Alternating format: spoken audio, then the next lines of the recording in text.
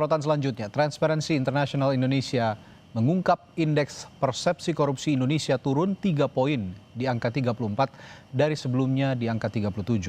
Skor ini menempatkan Indonesia berada di peringkat 109 dari 180 negara. Indonesia turun 10 peringkat dari peringkat 99 dari tahun 2024 menjadi peringkat 109 di tahun 2025.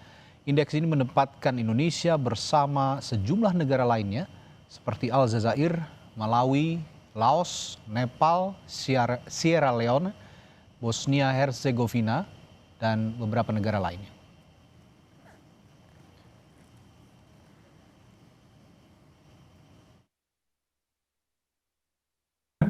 Dan kemudian hari-hari ini independensi peradilan kita juga dipertanyakan ketika kita lihat dalam seleksi hakim MK yang DPR bisa memilih secara tertutup, diam-diam, dan cenderung ini ya arbiter ya, tanpa partisipasi publik, tanpa seleksi yang proper. Jadi ini kemunduran yang luar biasa gitu, apalagi proses sebelumnya ada hakim yang diganti di tengah jalan. Ini yang menurut saya catatan bagi independensi peradilan. Padahal tanpa independensi peradilan, terutama penegakan hukum, maka penegakan hukum dalam kasus korupsi itu bisa dengan mudah disalahgunakan untuk berbagai kepentingan-kepentingan lainnya gitu ya.